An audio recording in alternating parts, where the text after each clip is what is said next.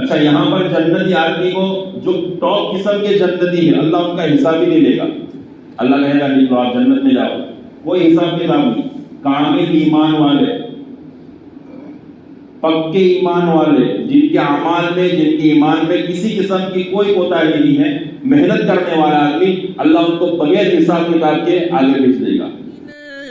بنور هدينا من مكة حبيبي نور سطع المدينة من صلى صلاته.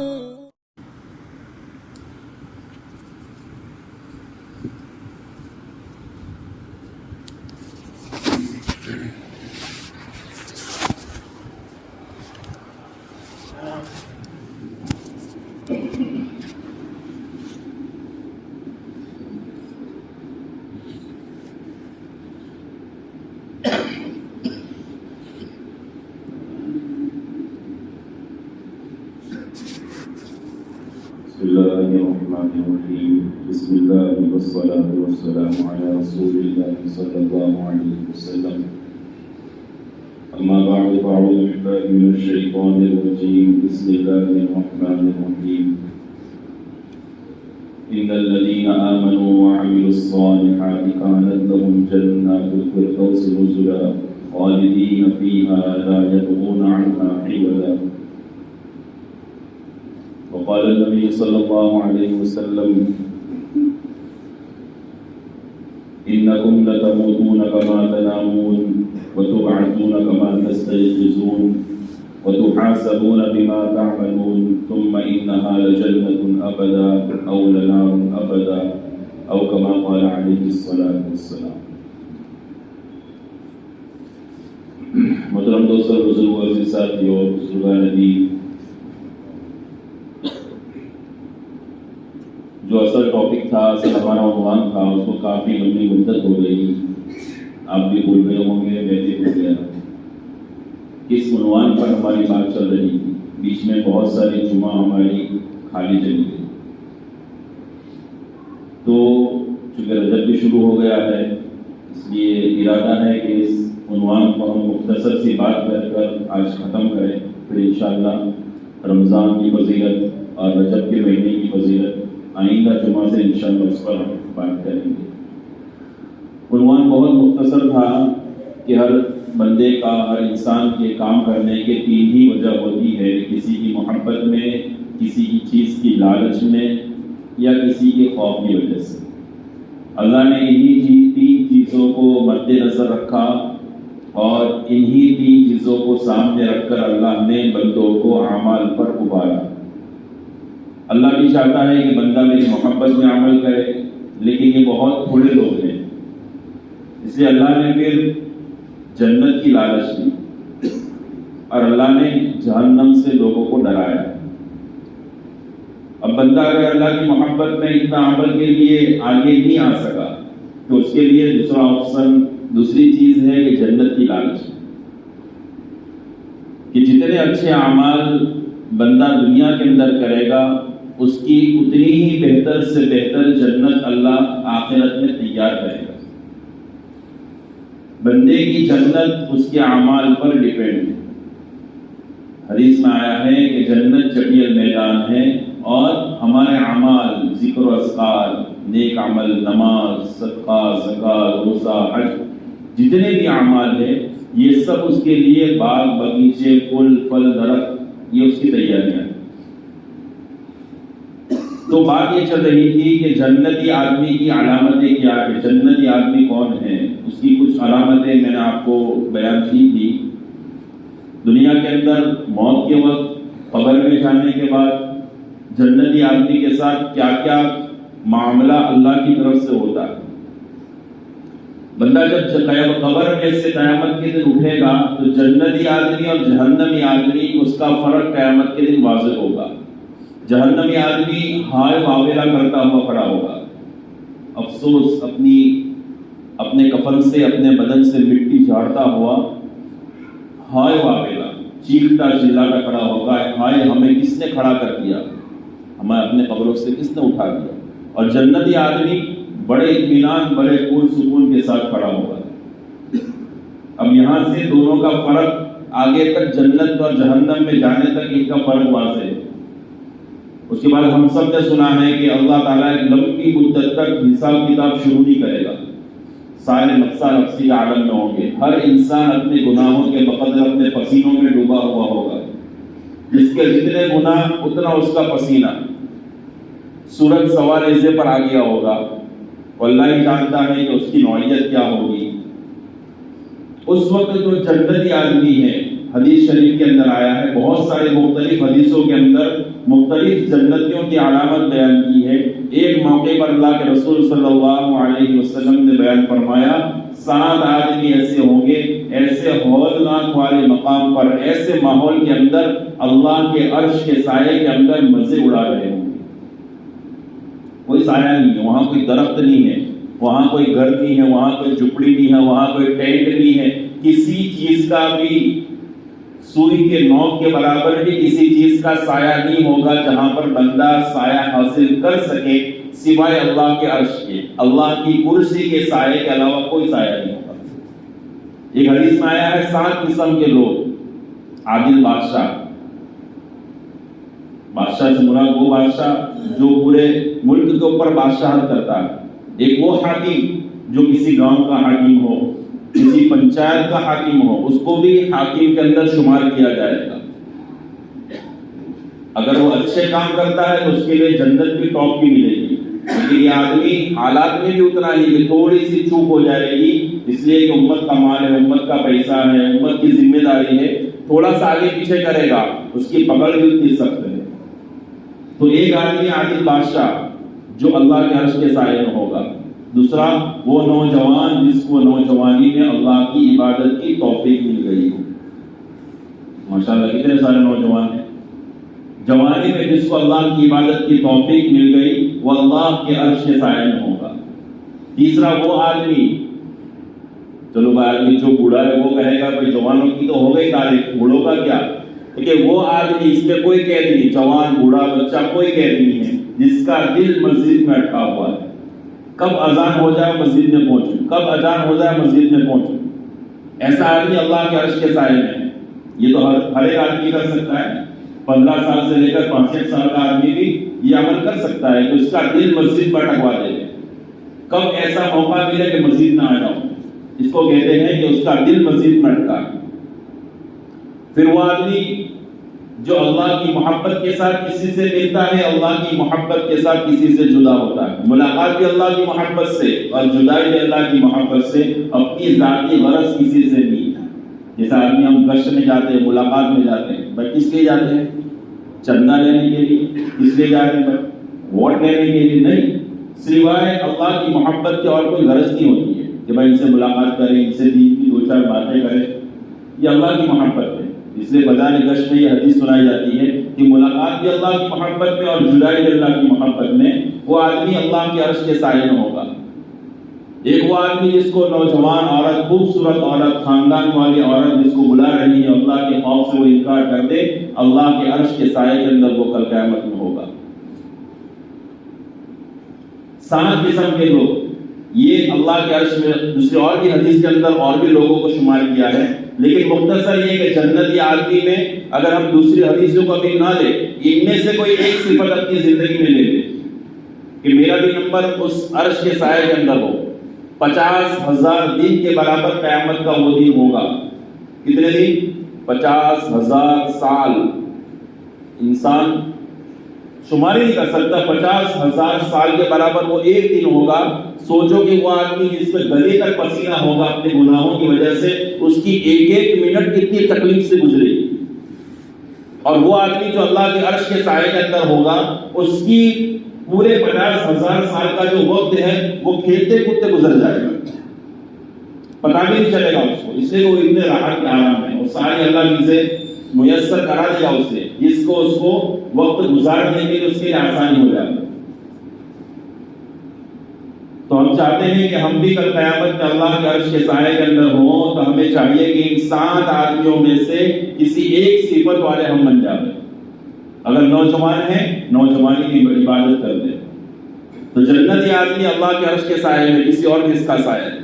مختصر یہ کہ حالات ختم ہوں گے، اللہ کی طرف سے حساب کتاب شروع ہوگا۔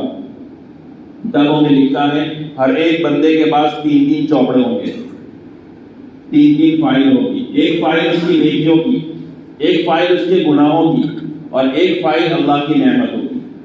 ساری زندگی میں اللہ کی کتنی نعمتیں اس نے استعمال کی ہے، وہ ساری ڈیلی ٹو ڈیلی، ہر دن کی، ہر وقت کی، ہر لمحے کی اللہ نے سب چیز اندر نوٹ کی ہوگی۔ گناہ بھی ہے، نیکی بھی ہے، نعمت بھی ہے۔ اچھا، یہاں پر جنتی آدمی کو جو ٹاپ قسم کے جنتی ہے، اللہ ان کا حساب ہی نہیں لے گا۔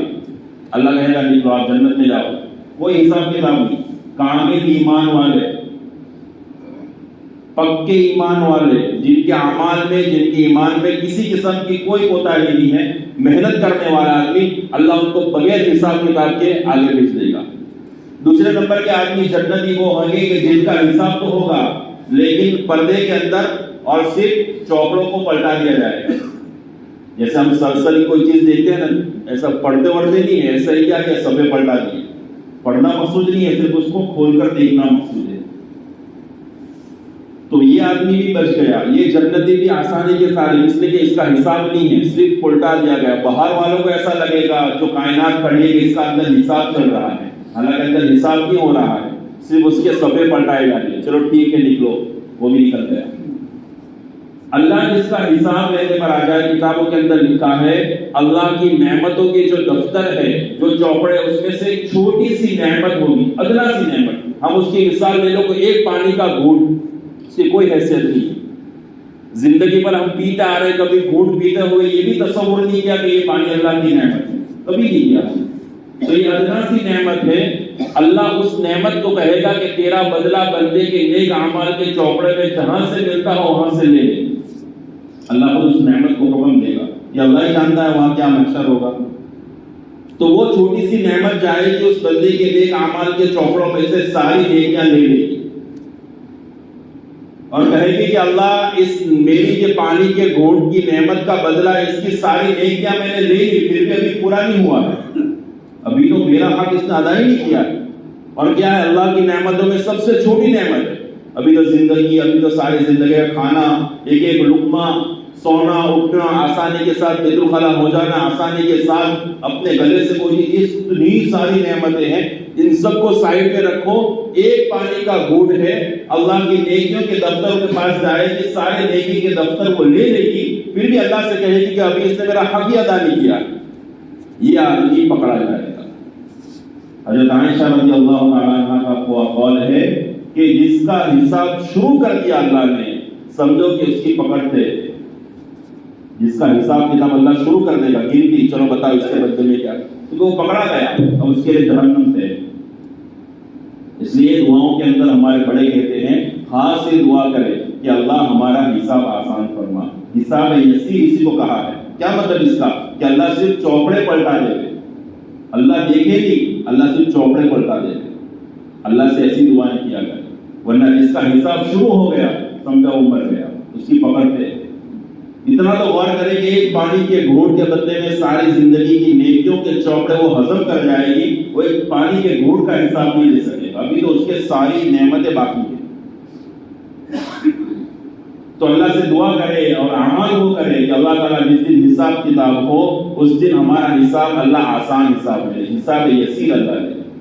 یہ مرحلہ بڑا سخت مرحلہ ہوگا، یہاں کوئی کسی کا نہیں ہوگا، نہ نبی کسی کے لیے کام آئے گا، نہ صحابی کسی کے لیے کام آئے گا، نہ عالم دین کسی کے لیے کام آئے گا، نہ کوئی داعی، نہ حافظ قرآن، نہ کوئی بڑے عمل والا کسی کے لیے کام آئے گا۔ ہر آدمی کو اپنا حساب دینا ہے۔ قیامت میں الگ الگ مرحلے ہیں، اس میں سے ایک مرحلہ یہ بھی ہے جہاں کوئی کسی کے لیے کام نہیں آئے گا۔ ہاں، پھر وہ مرحلہ بھی آئے گا جہاں پر اللہ کے رسول صلی اللہ علیہ وسلم کی شفاعت ہوگی، علماء کی شفاعت ہوگی، صحابہ کی شفاعت ہوگی، حافظ قرآن کی شفاعت ہوگی، وہ مرحلہ الگ ہے، لیکن حساب کتاب یہاں کوئی کسی کو کام نہیں آئے گا۔ تو جنتی آدمی کی دو کیٹیگری، ٹاپ لیول کے ہوں گے وہ ایسے ہی نکل جائیں گے، اللہ کی طرف سے ان کے لیے پہلے ہی گیٹ کھل جائے گا کہ آپ لوگ نکلو آگے۔ دوسرے قسم کے وہ ہوں گے کہ جن کا حساب یسیر ہو جائے گا، اب آگے بڑھیں گے، اللہ کی طرف سے اب پل صراط بچھایا ہے، بال سے باریک ہے، تلوار سے تیز ہے، اندھیرا اتنا ہے کہ انسان کو کوئی چیز نظر نہیں آئے گی۔ اور یہ اندھیرا کتابوں میں لکھا ہے جہنم کا اندھیرا، دوزخ کی آگ کا اندھیرا ہے. حالانکہ آگ تو کیسی ہے؟ آگ روشنی پیدا کرتی ہے.